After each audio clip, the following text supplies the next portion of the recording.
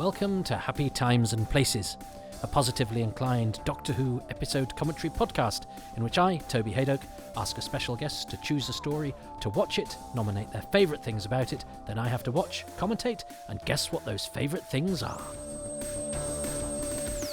Hi there, Toby, and hi everyone. My name is Jess Jerkovic. I'm a jazz pianist, arranger, composer in New York City.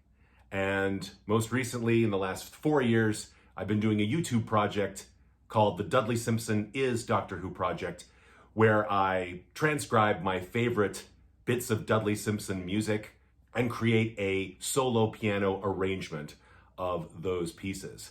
Just recently finished the series, that would have been October 2021, doing 41 pieces of music. Although I'm in New York City now, I grew up in a suburb of St. Paul, Minnesota, where I would have seen Doctor Who at about 1982-ish. I was about 8 years old, and I was lucky enough to have a VCR, so I recorded everything that they put out. And of course, we started with Tom Baker, and then worked our way forward, but then also worked our way back. And eventually, by the early 90s or so, I would have seen everything that existed in its entirety, or at least everything that they sent to the PBS stations. Which is why my choice of viewing with you, Toby, is perhaps a little strange, because I'm choosing Fury from the Deep. That's, of course, a missing story, but somewhere around the early 2000s, I started getting hold of the audio CDs with narration, and eventually collected them all. And apart from the Dalek stories, which I could listen to over and over again, one of my absolute favorites became that story. And of course, just recently it came out on Blu-ray, and so now I can watch animated versions and reconstructed versions as well.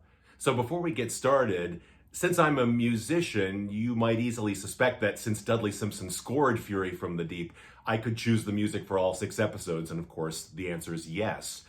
But to make things more interesting and perhaps make me be a little bit more creative, I will choose the music for only one of my choices. So I figured I should let you know in advance that I'm not allowing myself to be too musical in my choices. Let's get started then.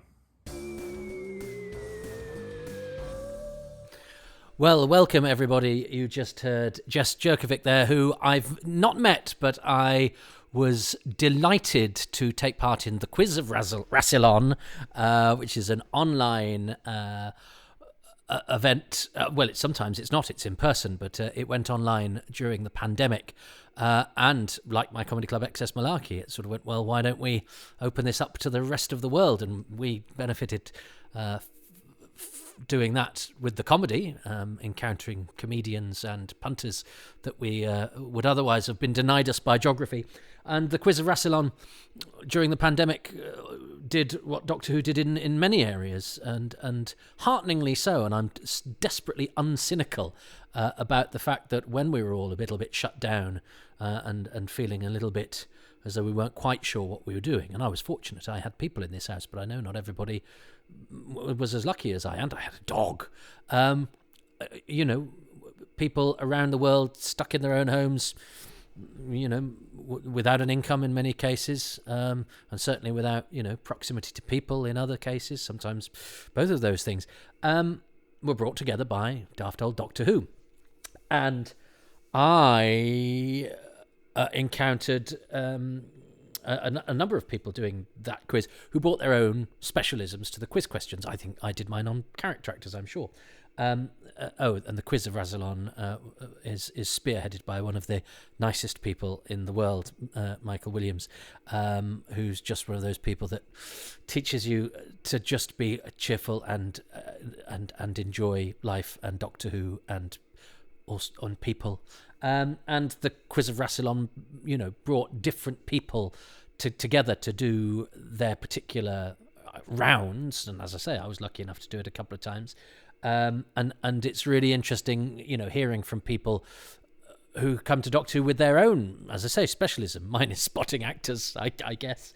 And some people were people who were much more brought up in the shadow of the newer series. So their quiz questions all about that. Edward Russell did stuff about what was in the charts when Doctor Who stories were on, which is a brilliant thing and a greatly evocative thing that sort of makes you think back to that time and think, oh, yeah, but which Doctor Who story is out when that was on? That was a really clever quiz. And of course, there's nothing like a bit of nostalgic music.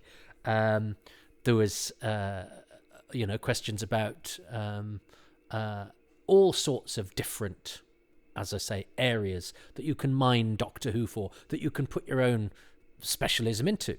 There was somebody talking about Doctor Who from a black perspective, which of course is hugely educational to somebody like me, and throws different light on a multifaceted subject. And I thought that was really interesting.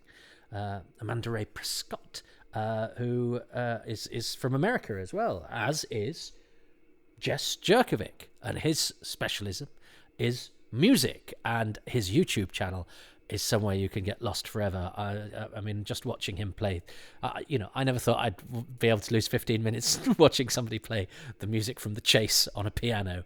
I did really easily, and then more and more and more. And I just warmed so much to Jess's enthusiasm, which I think comes across in his introduction there.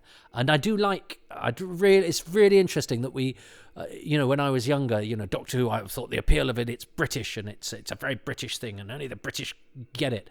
And I've been really, as a sort of taught that I was wrong in a way, that my encounters with American Doctor Who fans have been extremely positive. I love the sort of openness and lack of self-consciousness about Jess's presentation there, where it's just an unabashed enjoyment of something, and a very sort of honest and polite and open. I like the way that American fans conduct themselves, and it's to hear a different voice and a different kind of presentation about how one talks about Doctor Who, because I've probably spent most of my time talking to cynical British fans after a couple of pints in a pub, whatever, if I've really been talking about Doctor Who. And it's great. It's been one of the really interesting things of the sort of last 10 years of my life is of meeting people, beyond the sort of group of people geography would throw me into, you know what I mean?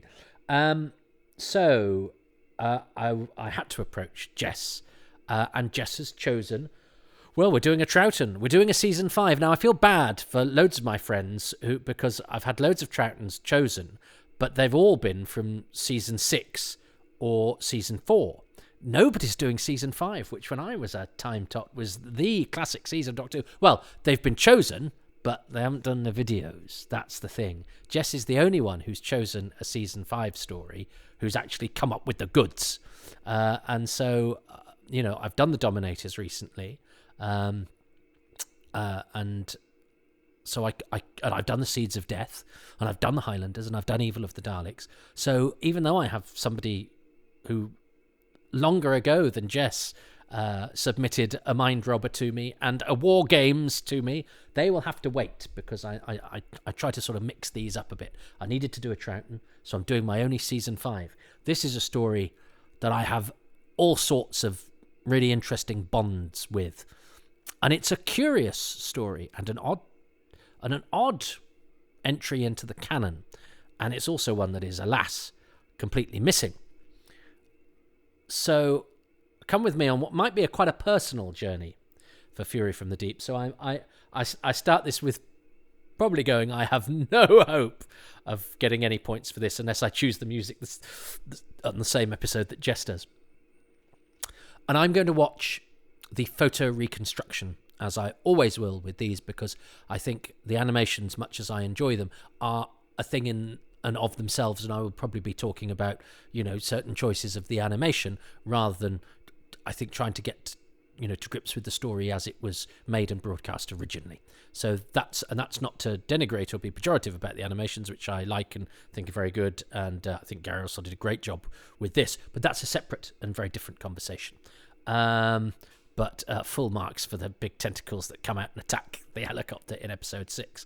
I think if you're going to do an animation, why not do that sort of stuff? And I wouldn't have said that 20 years ago when they were doing the invasion things. I was like, this has to be as close to broadcast as possible. As I've learnt to understand the animations more and the processes behind them, I realized it's actually impossible because it's a different medium. So you then may as well, I would say, especially as we have the reconstructions, which try and capture the original. I think a bit of carte blanche with what you can do with the animations is fine. That's a different story, but that's just my twopenneth worth. So, shall we all go to the beach? I hope you've packed a tartan rug, a thermos, and some cling film sandwiches that just have a corner of the cling film missing, so that actually when you open it, the tomatoes have leaked out and made the blooming bread a bit wet, so that's unpleasant. But also the wind has blown some sand in, which has of course got in through that corner. So you're having crunchy, soggy egg and tomato sandwiches. Oh, the British holiday. What could make it worse? How about a deadly seaweed monster? Let us go and see if we can find ourselves getting told off by all the furiousness that is coming from the deep. And I'm going to play all reconstruction in 3, 2, 1. So this is a very special story to me. It was, so full disclosure, this is going to be quite personal, I think. This was, for many years, the story I would tell people is my favourite Doctor Who story. And I think there's a bit of psychology that goes with that. I think, because when I first encountered it, it was a kind of, it's the only story by Victor Pemberton. It was a kind of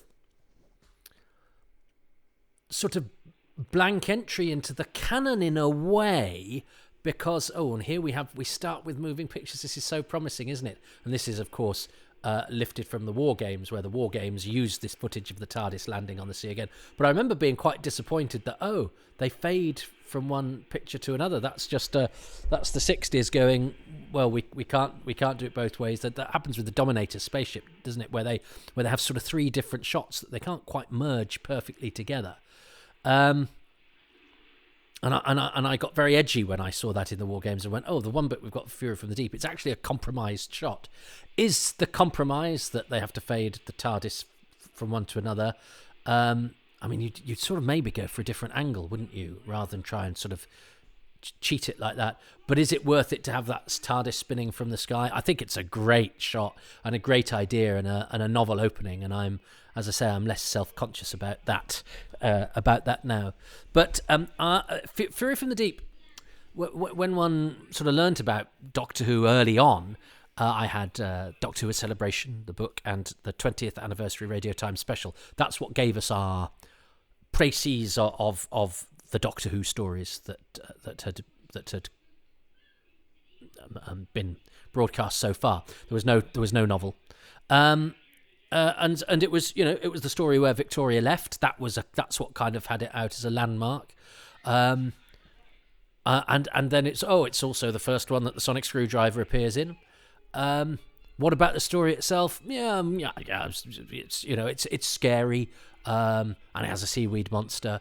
But it was one I couldn't really conjure a picture of. And the only pictures we had were these 3 on the beach, and a shot of the seaweed monster towering over a man, and it looked like it had risen from the water and was turning its head at the same time because of the way that the picture had been framed. Actually, it's a special effects picture, and the man in shot is not a character. I don't think who's getting sort of. And I had a colouring book at the same time that was sort of pictures of. Had the ghoul, and it was quite a scary colouring book that had, and it was reminiscent of one of the pictures of them of something sort of that picture in the Radio Times special. It felt like this weed creature was a big towering monstrosity because it was sort of, as I say, it was sort of like it was turning and its head was looking down, and that was pretty much all we had. Here we have the first appearance of the sonic screwdriver, the Woodstock of Doctor Who. I pretty much everybody involved with this says yes, it was my idea. Now, and if you look carefully, there is a theory, isn't there, that the prop didn't work, or somebody had forgotten the prop, and that Patrick Troughton just improvises with a whistle, or with something from his life jacket, but that the sonic screwdriver used in Fury is not the sonic screwdriver as we know it. It looks like he's got an actual screwdriver in his hand there. But that would be an interesting thing to see exactly how it manifests itself when the episode turns up. A bit like Professor Zaroff's octopus. It might be hugely disappointing, or slightly unusual, or in fact not much to write home about either way. But wouldn't it be nice to know? And half of the fun is finding out that stuff. And there's something wonderful about Troughton in a bobble hat, isn't there? With a stethoscope. And of course, the you've got the lovely little bits of seaweed clinging there, which and seaweed is quite sort of wet and slimy and creepy. It's a great idea to go, what should we make scary? I know, seaweed. And they're being watched, which is nice. Yes, we know we're going to another base under siege, but it early on, just that they're being eavesdropped upon, does have a slightly creepy tone to it in a way unlike, I think, the way that this kind of thing is often done. And the music is very nice and low key and so they get zapped, don't they? They get knocked out, which is, so it's quite a slow introduction. But yes, so we had that picture in the Radio Times 20th anniversary special, and that was kind of it. And certainly didn't have pictures of any of the other characters or anything like that. And it was when Doctor Who magazine announced that the novel was being reviewed next month, and it's a very special novel, they said. And it's like, well, why is it being a special novel with this story that I don't really know the story of particularly? And I thought, if they found loads of pictures of it, or is it one that's got a cast list in it? That to me was gold dust.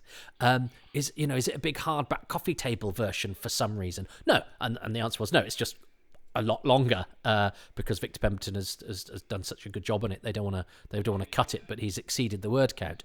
And so, of course, and Gary Russell reviewed it in Doctor Who magazine, and I never forgave him because he said things like, when Van Lutyens is, and I loved the fact that it had a character called Van Lutyens. That made it seem slightly sort of esoteric and slightly sort of grown up, and more so than I think the way that Wheel in Space does it, which is the sort of Star Trekky way, is it has a multicultural crew, which is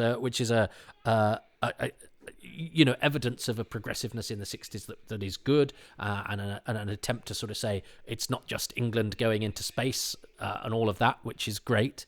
But that's not what this is. This seems. This is very much an English base under siege, but the fact that it's got a Dutchman coming in to do what he does makes it seem a bit more sort of grounded and sort of real, and just changes the voices up and changes just even the names on the list of characters. And Van Lutyens seemed like such an interesting kind of character, especially as when Gary Russell said, when he goes into the pipes, he isn't coming back out. When he goes down to the impeller, he isn't coming back out again. And I started reading the book, and I liked the character of Van Lutyens. And when I was more than halfway through and he still hadn't gone down to the impeller to not come back out again, I was a bit annoyed with Gary Russell because I was going, well, I know when he goes down to the impeller he's not coming out again because you've told me. Gary, by the way, this is not something I wouldn't and probably haven't said to him. He is somebody I admire and like very much, and indeed did the animation of this so brilliantly. But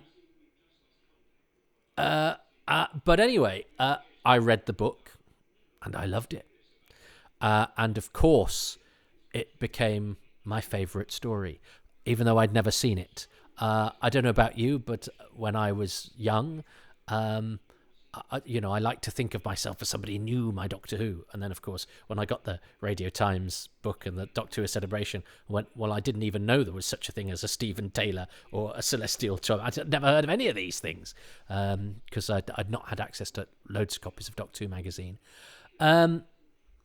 So I knew Doctor Who via the Target books or the few DWMs that had got episode guides that I'd read, or whatever in the Doctor Who archives.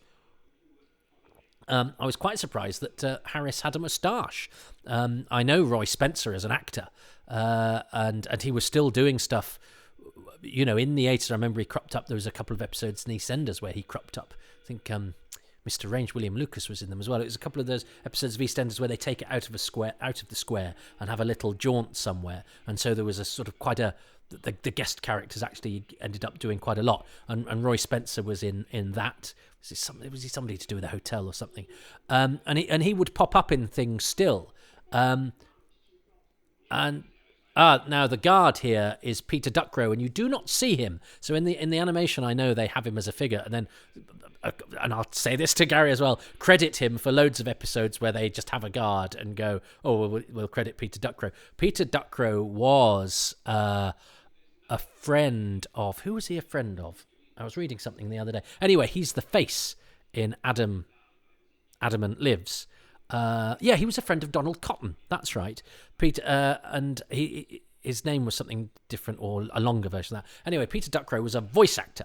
So as the guard, now that doesn't mean he's just a voice actor, but he was an actor who specialised in doing voices. So he got a lot of voice work. You can see what he looks like in A for Andromeda, and one of the surviving episodes of that. He's sort of bald and got a moustache, but he did a lot of voice work. And he was one of the convivial bunch that hung around with Donald Cotton. I think they're all big drinkers and probably quite big characters. I don't think Duckrow was hugely old when he died. And he's the face in Adamant Lives. So, but for the guards, they just need a voice in a loudspeaker because that's all they have to prevent Maggie from getting into the base. So they go, well, who should we get to play the guard? Well, as we only get the voice, let's get somebody who's a good voice. So that's why it's Peter Duckrow, who I think you wouldn't have cast if it was somebody who was a guard that you saw in person that was holding her up at the main gate or whatever. And is it? I think it might have been pronounced Peter Ducrot as well. Peter Ducrot. That's better, isn't it? Yeah. If you're an actor, I think you'll find it's Ducrot. Graham Lehman here, playing a character who spends most of his time seated. This is important. I will mention this. I have already mentioned it in The Seeds of Death. He plays Price, the guy on the radio, and this is John Garvin as Carney, who is seen at the other end. We don't see him again after this, but John Garvin was still around in the 80s as well, I think. You'll guess now. The reason I'm mentioning all of these actors by name, I mean, I can do it with every story, I'm afraid. That's not a boast. It's an affliction. It's not a skill. But this was the first story I could remember the whole cast list to.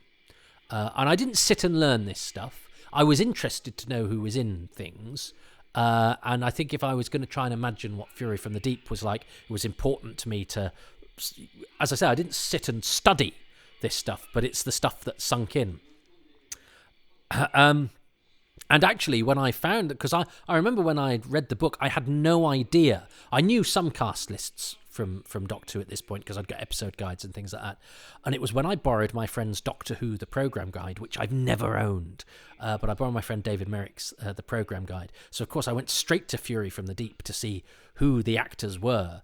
And loads of them were actors that I knew. So, Hubert Rees here playing the chief engineer is in Seeds of Doom and the War Games, but was also in a lot of telly at the time. Roy Spencer, I think I know, but I was pleased to see he was also in the Ark, which existed, so I'd be able to know what he looked like. And when I did see him, that he's this sort of fresh-faced. He is a sort of person with an honest face and quite an honest sort of open voice he has as well. He has a sort of gentle goodness about him, Roy Spencer. So he's exactly pretty much as I imagined Harris to be, except for the moustache. So he's very good casting. I think he told me that he'd got this through the BBC's casting. So it's actually quite a good part to be playing for somebody that I don't think it knew the director or had been put up by one of the bigger agents. I think he'd got it through the internal BBC casting, which is a nice part to be getting. I think that's a progressive and decent way to cast such an important part, actually. But it does need somebody who's got a sort of bit of fresh-faced newness about them, even though he'd been in Doctor Who a couple of years before, playing the lovely Maniac in the Ark with a very fetching pudding bowl haircut. And Victor Madden, crucially, I didn't think I knew. And then I asked my granddad, who was not an expert on actors, but he was one of those granddads that knew everything and indulged a young person. He'd left school, I think, when he was 11. He was one of about 9 kids, and he'd been to a special school, i.e., he was in a children's home. They'd come from a very, very poor background, and because he'd been denied an education, he soaked up all knowledge, my granddad. So he knew about, you could ask him about anything, and he kind of knew. And I would say, Granddad, do you know an actor called Victor Madden? And he went, I think it's Victor Madden. And I called him Victor Madden for years, and Grandpa was actually wrong. But he went, yeah, he's got a sort of chin, and he's in all the war films. You know him, you know. And actually, then when I did see him and stuff, I went, oh, that guy. Yeah. But I'd not known his name, and I'd certainly not associated it with Doctor Who. And Victor Madden was a hugely recognisable actor. And I think is very good in this. And I mean, would you know, at a certain period of British films, would make like 3 films in one day because he was just around. They go, Vic, can you come and play an engineer in this scene? And he did play big parts in some films as well. Or if he was in a film where he's only in a couple of scenes, like Dunkirk, I think he's only in the one scene, but it's a really important scene, and he gets proper billing because he's because he's a featured actor, and the scene that he's in, he does a lot in.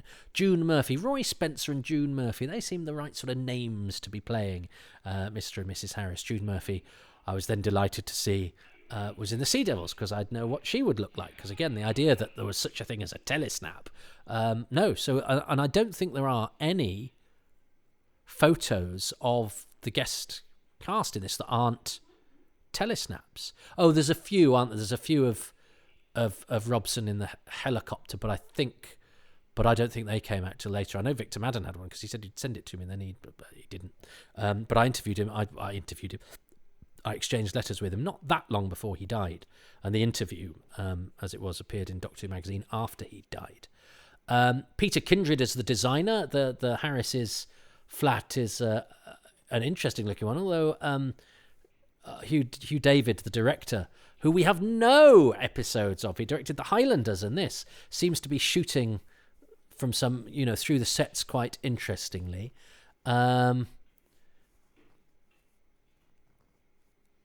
yes, and actually gradually as one read back, I then went sort of back to read about the story that had suddenly plucked my interest, that I'd sort of drawn a bit of a blank with. The general feeling seemed to be, it was a particularly scary one, which you can't really get from still pictures, or even particularly from the soundtrack. You have to know what the camera was showing you or not showing you, how the atmosphere was created through, soundtrack and performance, and how you decide to frame the actors, and how you inject atmosphere visually in ways that can't be replicated even from a snapshot. And of course, the character of Van Lutyens, who arrives now, who I was delighted, as I say, was a character that I really liked, because I think I just like the realism. I get mocked for using the word verisimilitude, but the fact that you've got this guy who comes from another part of the company, who's sort of in charge of sort of admin, but he's representing the interests of the people in Holland. As I say, just dilutes the timbre of the shouty men, and there's a lot of shouty men in this. I quite like drama that's shouty men. I'm a sucker for sort of we need to sell this. We need to make a sale and make it quick. I will. You're a tough businessman. You're a bastard, but I respect you, and all of that sort of thing. I was brought up on drama like that. And so anyway, as I was, and Van Lutyens is the one that kind of, is the only one that will stand up to Robson, who needs standing up to, because he is incomprehensibly stubborn from the very beginning. And yes, and he sounds like he's swearing in Holland there, isn't he? He sounds like he's swearing in the foreign. And John Abernethy, it was great casting in foreign parts. He was a multilingual. Well, that's the thing. John Abineri was an actor that I'd already liked and latched onto because he was Herne the Hunter in Robin of Sherwood, and I knew he was General Carrington in The Ambassadors of Death. And then he was Van Lutyens in Fury from the Deep, and it made so much sense. And Richard Mays, playing Chief Baxter here, who we only see on a screen, was, again, in the 80s when I was discovering this stuff, was a leading figure at the National Theatre. He was playing all sorts of lead roles on the British stage and getting good reviews, because I flicked through my mum's copy of The Guardian. And, Richard Mays was playing all sorts of lead characters, and he's a tiny part in the best Doctor Who story. And he was also in the film Top Secret around this time as a composer, conductor, music man. And he always had he had this sort of prominent nose and big beard of a great classical actor. So it just seemed that everything everything that I was sort of noticing then was linking back to this story, that I was noticing now in the present was linking back to this story then that I'd got this sort of special feeling about. It's all nonsense. We just see patterns in what's there, don't we? But it just seemed, and I liked and I cannot lie and say there wasn't something that made me feel a bit like a connoisseur if people said, well, what's your favourite Doctor Who story? I mean, nobody ever asked, but if people would say, what's your favourite Doctor Who story? I'd go, Fury from the Deep. And they'd go, I don't know that one. Yeah, well, I mean, it's a missing Troughton story, but it's absolutely brilliant. People go, wow, you really do know your stuff. If you like a story that hasn't been seen since 1960 whatnot,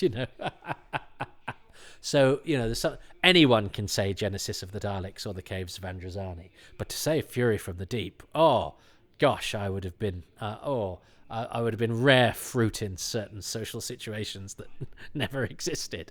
But I have to admit, I kind of liked that idea of myself as being somebody that knew and loved Doctor Who so much that I wasn't going to be giving obvious answers.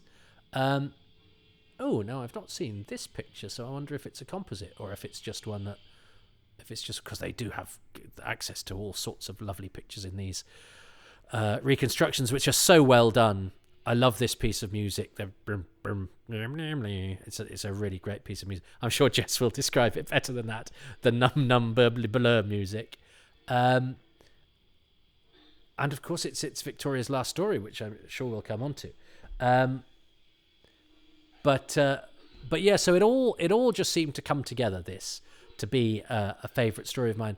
And it was only when I did it for Running Through Corridors, where I watched the series in order, that I actually, started seeing a bit of a chink in Fury's armour.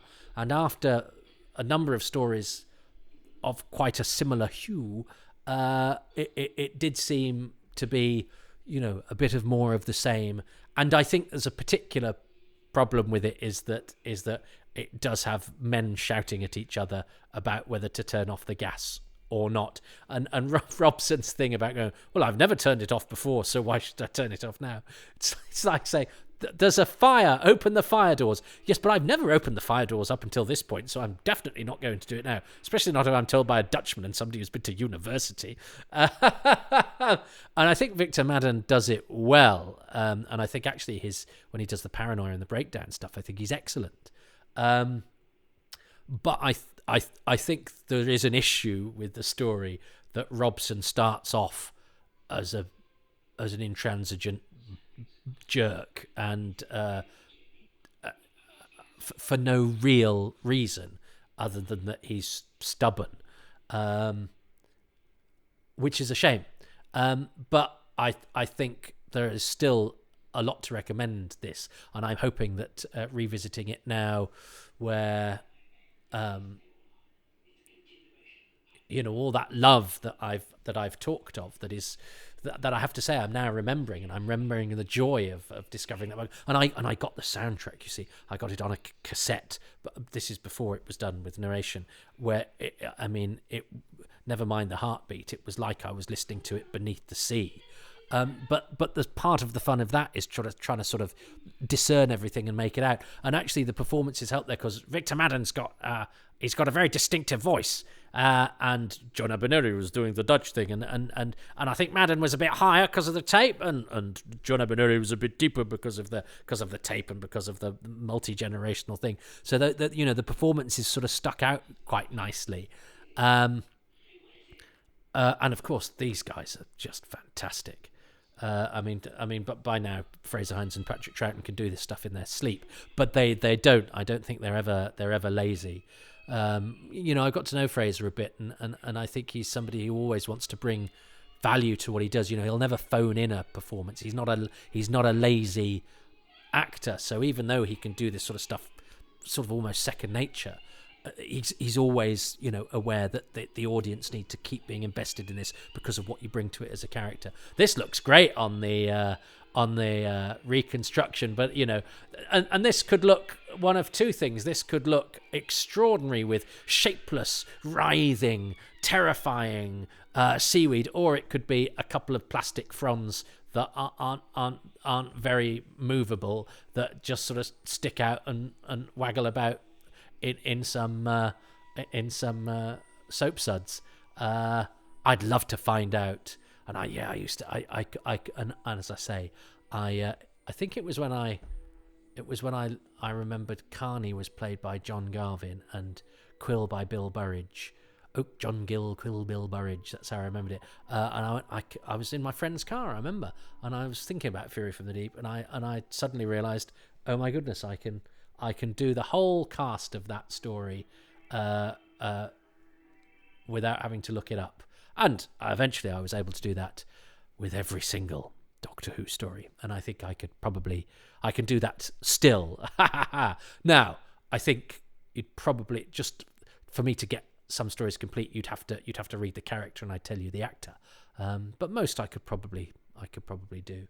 Not so good with the new series. That's a lot of actors, but I'm okay. I wish I could do other things better. But it was a nice thing for me that I had that in my head, and I'm quite pleased that I still have it now. And it meant that when I watched other programs, as I say, I would see John Gill in an episode of All Creatures Great and Small and go, oh, that's Mr. Oak. And as I say, most of these actors were still about at that time as well, in the 80s. And I have letters from John Abineri, Victor Madden, and Roy Spencer upstairs. Might throw those in for patrons as an extra. Yes, patreon.com/Toby Haydock. So, Jess Jerkovic is going to tell me his favourite thing from episode 1 after I have chosen my favourite thing from episode 1, which... Ooh, it's interesting, isn't it? What's my...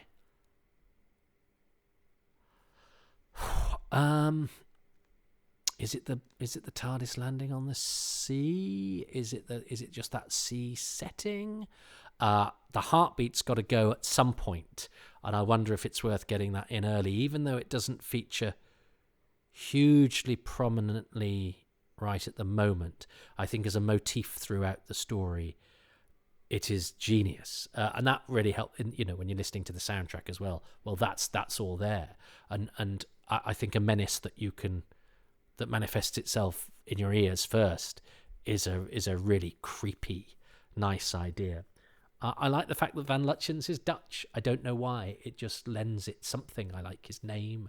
I like the fact that he, as I say, he breaks up the sort of voices that you're hearing. I love the fact that he's John Abineri, who was an actor that became a favourite of mine, and is in and is a great servant to Doctor Who. It's General Carrington, the Ambassadors of Death, another favourite Doctor Who story of mine, another one that I very much enjoy championing because it goes against the grain of what is commonly felt, I think. And then he's wasted in Death to the Daleks, directed by Michael Bryant, who is production assistant or assistant floor manager on this. He also cast June Murphy in The Sea Devils. Anyway, hang on, what am I doing? Because I've got 6 long episodes of very few moving pictures to do all that stuff in. So, I like Victor Madden, but like Jess not choosing the music, I've got to be careful not just to choose all of the actors. I love the sort of sea setting. I love the fact that the monster is seaweed. I think that's a great idea. Do I come with that this early? I like that sort of bleak, cold beach. You know, they don't ever try and sort of go, you know, like in The Curse of Fenric, when it's like, come into this water, it's lovely and warm, even though we're clearly both dying of hypothermia. You know, the sea is bleak, the sea is pretty grim, the sea is inky black and has unknown depths and is cold and is, you know, and it's, you know, and it's powerful, and maybe I'm putting a bit of this onto it because we can't see the episodes, but you know, the beach scenes are quite sort of bleak and sweeping, and of course have those bits of seaweed lying around, and have that pipe, you know, with seaweed clinging to it, and the foam, which, you know, foam on the beach can look fairly. I remember being at the beach myself, and you'd see foam, and you'd go, well, what's caused that? Because it can't be anything nice. I used to think that foam must have been caused by pollution, and I think that's wrong now. I think you can get natural foam in the sea, but I never sort of touched it because it seemed to me to be pretty grim and dirty and probably quite chemically. So there's something about foam on a beach that's quite unsettling, more so than maybe, you know, the foam that I think is a bit comical at times in the Seeds of Death. They use it quite well in The Web of Fear,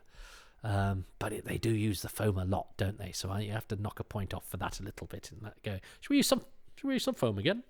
But I did like that episode ending as well, and the gas, you know, the choking on the gas. I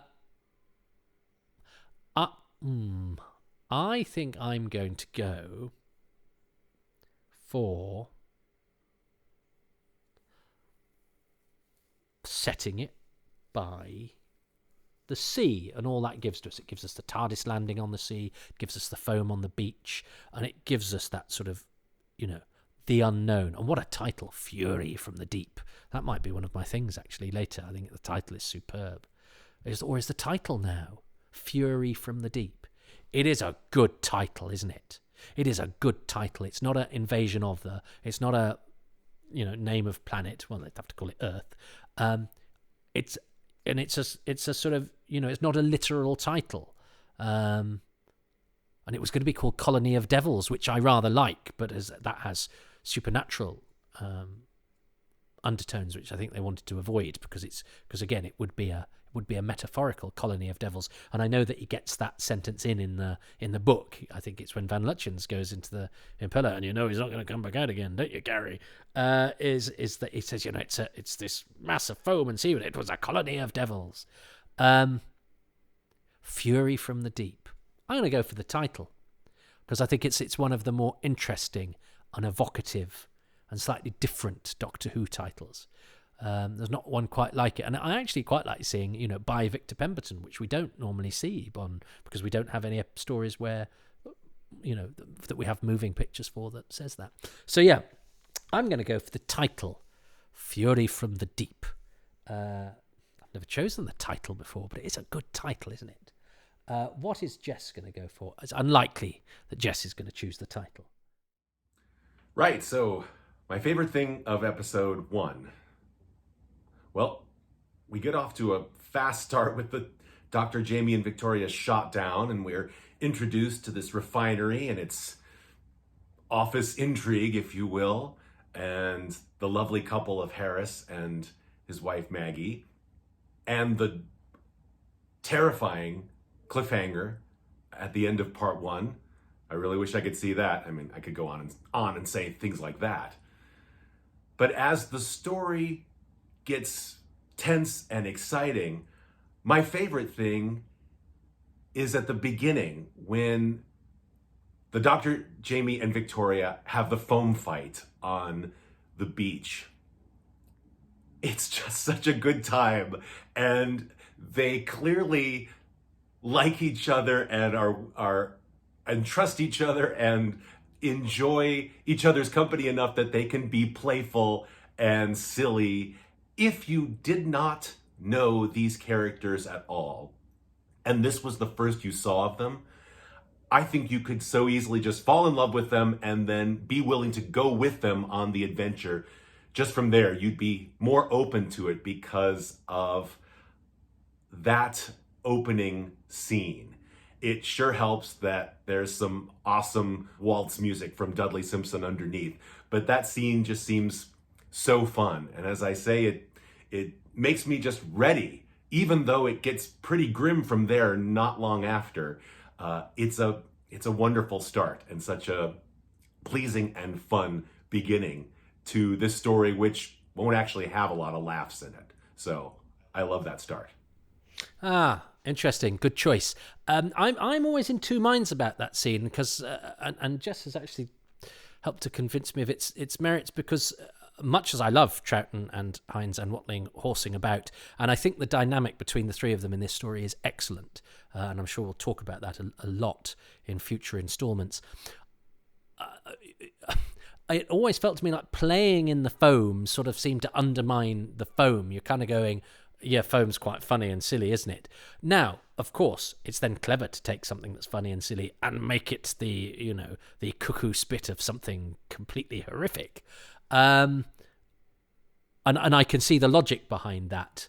So I don't know why I kind of feel in my gut that it's that sort of playfulness within the very form of that the menace itself will take is somehow a misstep, even though it's in great hands. So Jess actually articulates his position better than I can articulate mine. But I would never, sometimes people choose a thing and I go, oh, I was going to choose that. I don't think I would have chosen that scene, much as I love Troughton and co, and much as I love the sense of fun that Doctor Who has. It's part of its appeal.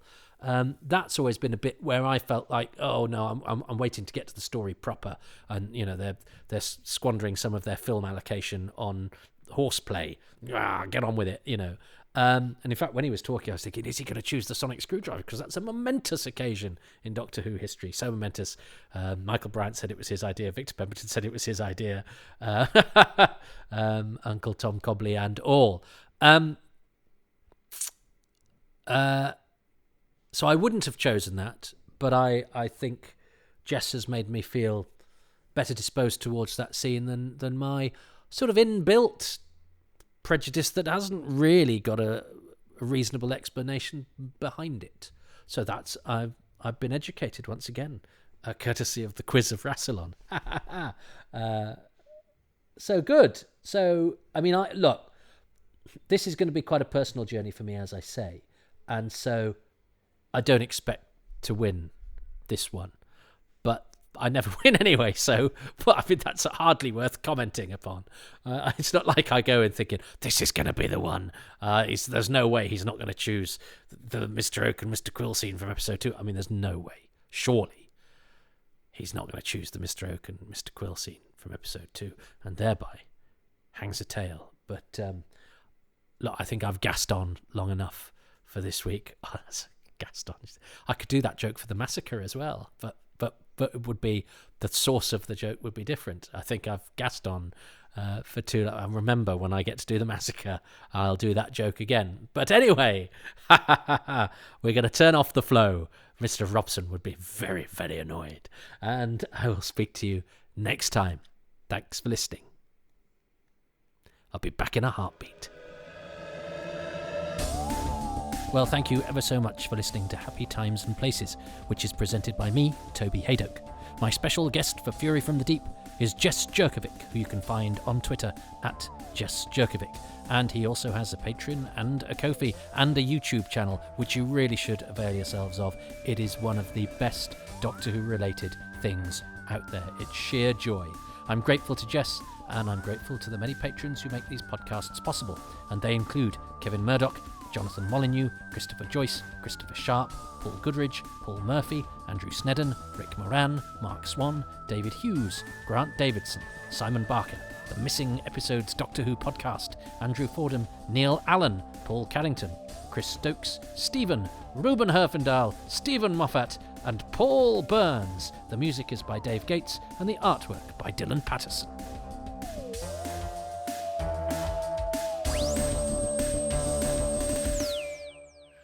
The Dudley Simpson is Doctor Who project is on my YouTube channel. My username is Jester, 2 S's, Jester2Jazz. But search my name, Jess Jurkovic, and it's pretty easy to find me for that reason. So yes, do go and avail yourself of the delights that Jess puts on to the internet. I'm not a particularly musical person, but God, I used to record prolonged bits of Doctor Who incidental music off the telly and listen to them. My sister used to come in and just pull her face, go, "Wow, it just sounds awful, it's dirge." And it was not just the music, it was the quality and all of that sort of stuff. And now to be able to have a professional musician play it, and there's somewhere that you can go and do that. And as I say, I'm not particularly musical. Anyway, lovely Jess. It exudes such a lovely energy. But if you would like to contribute to this particular internet manifestation of Doctor Who appreciation, Jess, uses great musical skill and insight and the mastering of technique and an understanding of phrasing and playing and placing of different notes and rhythms and tempos, whereas I look at a screen and talk out loud. So you can go and support Jess, or you can come to my Patreon page when you decide which is the one that really needs supporting. If I haven't managed to talk you out of coming to my Patreon page, you can get advanced releases, bonus material. Yeah, waffle 6 months earlier than other people get waffle. You can get me waffling your name in the end credits, all for £3 a month, or higher tiers. Get other things, but most stuff is available at £3 a month at patreon.com/Toby Haydoke. You could also go to Ko-fi and support me that way without signing up for a monthly commitment, which is what Patreon is. But if you sign up for a year with Patreon, you get 10% discount no matter what tier you're on. However, Ko-fi has none of that obligation, but it also has none of the bonus material, advanced material, or podcast unique to Patreons. But it is a way of you showing your appreciation financially, if that's the sort of thing that you like to do. And it seems to be the model that creators are adopting these days, and I shouldn't be ashamed of that, but you can tell that I kind of am, because I've just brought it up right now at the same time as throwing my cap at my feet and busking away. But there we go. That's what I do. So, ko-fi.com/Toby Haydoke. But look, I know the price of, the worst thing that can happen to you with gas now is not that there's a seaweed creature in the pipe ready to take over your wife. It's that the bill could arrive on your doorstep and be 5 times what it was 6 months ago. So I know that times are tough, but what costs you nothing is to go to iTunes and give these 5 stars, especially if you live in Australia, please. 5 stars and a review, especially if you live in Australia, please. But wherever you are, if you could say nice things about this. If you don't like this, I'm presuming you stopped listening by now. And if you don't like this and you're still listening, you're insane. The internet has literally everything on it. But if you like this, and you would like me to keep doing it and think that the least I deserve is not to feel crap about it, perhaps you could say some nice things. That costs you nothing. It costs you nothing apart from a little bit of your time, and it's cheap fuel with which to motor my mouth. So yeah, you can go to iTunes, Spotify, Podbean, wherever you get these, and spread the word on the internet, on Twitter, everywhere that you go in cyberspace. It would be very handy for me to have you saying nice and encouraging and positive things. Thank you very much.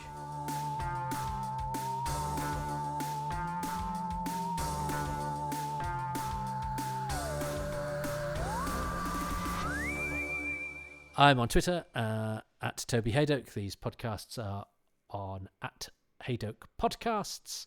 And my comedy club, Excess Malarkey, is in Manchester at 8 p.m. every Tuesday at the Bread Shed. And there's an archive of our online shows that we did during the lockdown at twitch.tv/Excess Malarkey. We will be doing other stuff with that channel, but I'm not quite sure what.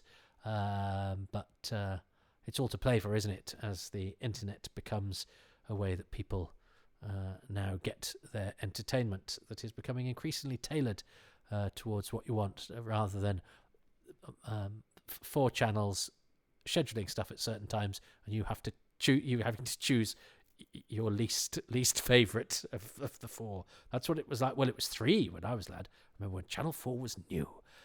Anyway, you lot, you don't know where you're born. You want a broadcast about what it's like to go angling in a pink hat on the 3rd Sunday of every month whilst eating a particular brand of chocolate. There's probably a podcast for you.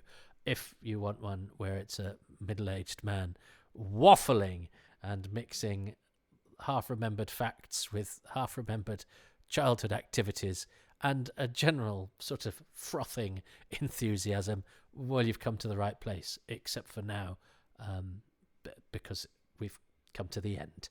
But thanks for listening, even to the post-credits nonsense.